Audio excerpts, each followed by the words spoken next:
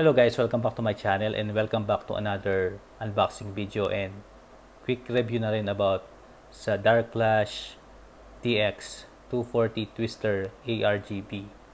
Okay, it's an all-in-one 240mm liquid CPU cooler made by Darkflash, of course. And to start with guys, papakita ko muna sa inyo yung specs niya. I think hindi ko nababasahin isa-isa. Ipa-flash ko na lang to sa screen and i-post nyo na lang para mabasa nyo.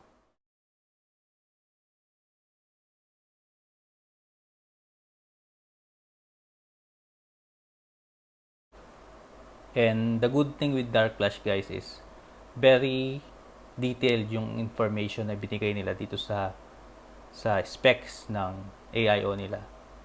And ang pinaka-importante kasi na tinitignan ko guys is yung size nung radiator and yung size nung fan para madali guys na malaman kung kakasya ba siya sa casing na bibilin natin. Okay guys. And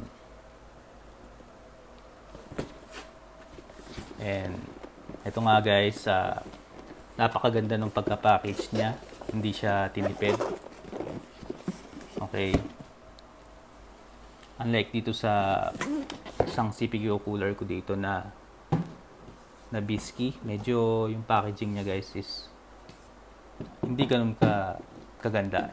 Baga hindi siya ganun kasi. Unlike dito na matigas talaga yung carton na ginamit. Okay. So, buksan na natin.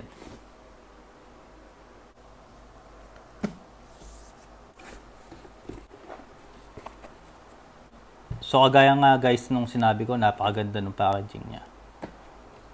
Okay. So, yung pouch na to guys, yung laman niya yung mga bracket. Okay. Bracket for AMD and Intel. And then, meron siyang pre-thermal paste. And yung kanyang CPU fan splitter. So, dalawa kasi yung fan niya. Kailangan natin ng splitter para sa mga fan. Okay. Of course, manual. So, yung fan niya guys, individually naka-pouch, naka-zip lock. Okay. Another fan. So,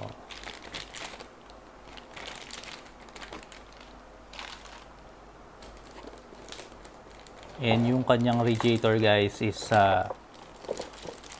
nakabalot din talaga siya ng karton and plastic. So talagang maganda yung pagkaka-package talaga. Okay.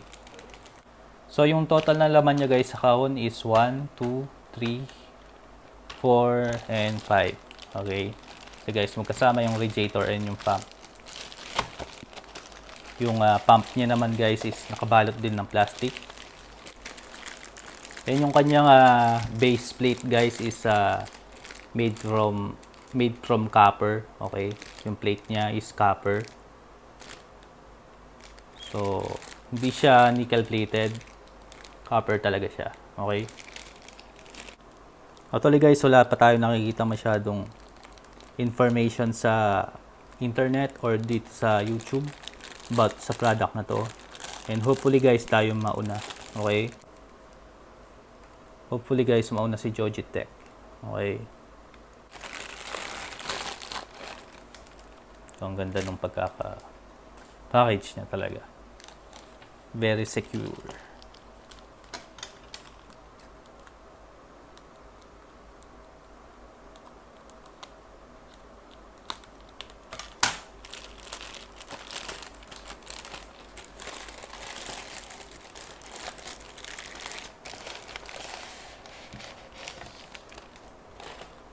So, may mga serial number siya dito sa radiator niya for warranty purpose siguro to. And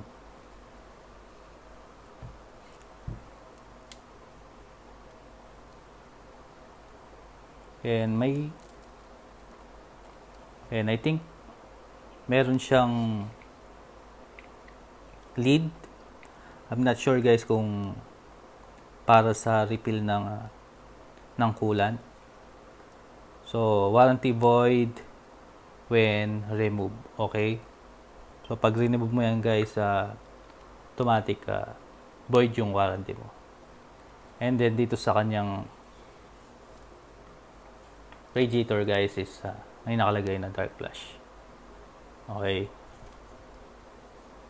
So, yung mga sticker na to guys is for warranty control. Okay? So, huwag yung tatanggalin yan.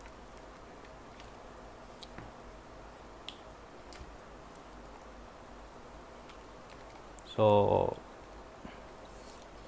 build quality niya guys, mukhang maganda na yung pagkaka-build ng radiator niya. And dito naman sa pump niya guys is, kagaya yung sinabi ko, is meron siyang protective film, okay, para sa gas-gas. Okay. So once in-install mo yan, after ng installation, pwede mo na siyang tanggalin. Para sa installation guys, hindi nagagasgas yung RGB niya dito. So palagay ko acrylic to, and medyo sensitive siya sa scratch, okay? Kaya linagyan nila ng ganyan. Protective film, okay? So sa cable, meron siyang dalawang cable. Actually, tatlo nga. Not sure guys kung para saan tong reset switch.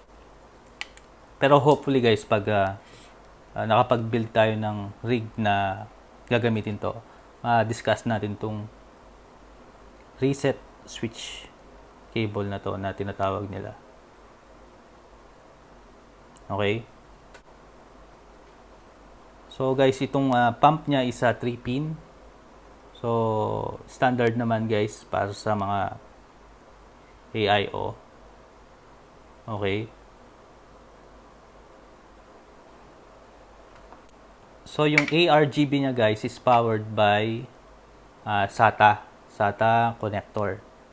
Okay? So, hindi siya Molex. And then, yung 5 volts 3-pin niya guys for the ARGB. Okay? So, mamaya guys, papakita kung paano siya setup. So, hopefully guys, kahit gabi na ngayon, actually guys, 12 midnight na ngayon. And ngayon lang talaga ako may time na gumawa ng video para sa inyo. Okay? So pagpasensya nyo na muna. Check natin yung mga fans.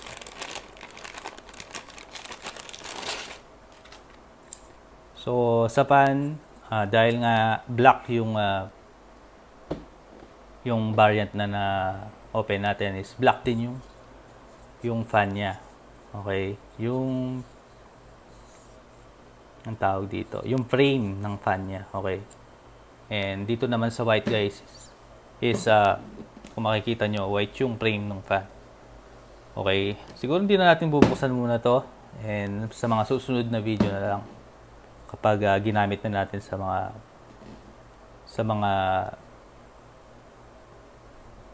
mga next build natin guys. Hopefully makapag-build tayo ng white and black na gagamitin yung dalawang cooler na to. Okay? Kung makikita nyo guys, meron siyang 4-pin. Okay?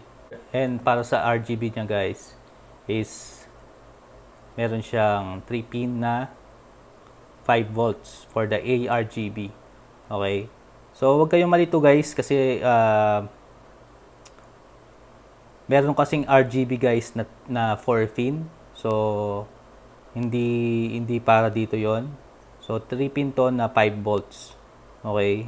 Yung mga bago kasi guys na Aura Sync and yung Fusion na 2.0 is ganito na yung standard na gamit. Okay? 5 volts na sila. Okay? So wag kayo guys malito. Okay? About dito sa 5 volts na ARGB and dun sa 12 volts na RGB. Okay? And as you can see guys, nakapag-setup na tayo ng ating test platform. Okay? So sa fan niya guys, meron siyang regular 4-pin kagaya yung sinabi ko, and regular 3-pin na 5 volts. So ang gagawin nyo dito guys is tatanggalin nyo itong takip na to. Isi-series natin yung mga 5 volts, okay? Gagawin natin. Start tayo dito sa fan, dalawang fan. So itong fan na to, kuha-connect natin dito sa kabilang fan. Okay? So makita nyo yung ngipin niya. So, i-align nyo lang yan, guys. Okay? So, one down. And may arrow naman pala, guys. Okay? Para hindi kayo malito. So, fan 1 to fan 2. Okay? Dito naman tayo sa pump. So, ang gagawin natin is tatanggalin natin to. And i-connect natin tong ARGB ng pump. Okay? So, naka-series sila. Okay? So, after natin ma-series yung mga 5 volts na ARGB connector, ang next na gagawin natin is yung kukunin natin tong cable na splitter na to dun sa pouch. Okay? Kasama to dun sa pouch. So, i-connect lang natin guys itong 12 volts na 4-pin para dito sa CPU fan. Okay? So, dalawang fan kasi yan. So, kailangan natin ng splitter. So, yung CPU fan header natin kasi guys sa motherboard is iisa lang. Okay? So, may sensor kasi yon na nakikita yung temperature ng CPU mo. And dun magbabase guys yung RPM mo. Kung kailangan niya bang bilisan or hindi. Okay? So, kapag umiinit na kasi yung CPU mo, is bibilisan niya yung RPM ng fan mo. Okay? So, take note guys, yung fan, kukonect lang natin sa CPU header. Okay? Then, yung pump guys, which is 3-pin. So, kung may pump header yung board mo, dun mo siya isaksak. Kung wala naman guys, pwede na siya dun sa system fan. Okay? And yung power for the RGB guys is SATA power connector. Okay? So, dito kukuha ng power source yung 5 volts ARGB natin.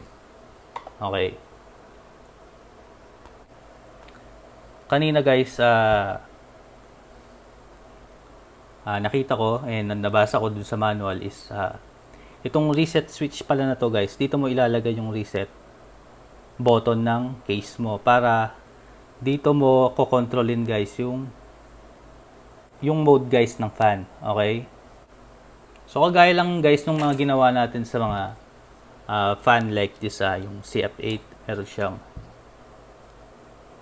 okay, meron siyang pin out for the reset button. Okay. So, tanggalin na rin natin to para makita natin yung itsura niya. Okay. Then, balik ko na lang mamaya.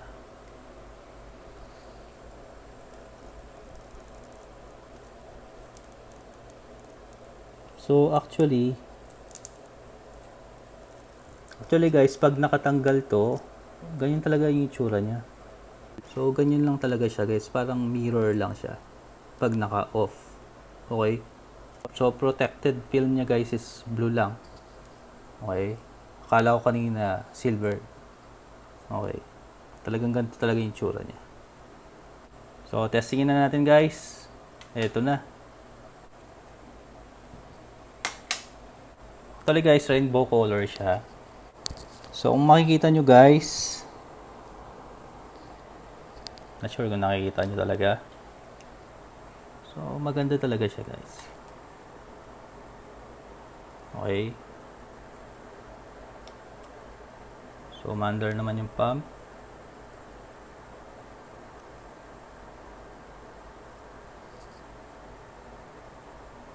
So, I'm not sure guys kung may nabibiling gantong klaseng fan sa Darkflash. And yung fan niya kasi guys talaga malakas. Aesthetic guys naman nung ARGB niya dito guys. Okay. So guys, yung ARGB na to is pwede natin siyang i-sync sa mga motherboard like Asus yung Aura Sync niya, sa Gigabyte yung Fusion. Okay. So test natin guys, baguhin yung mode. So try natin. So yan.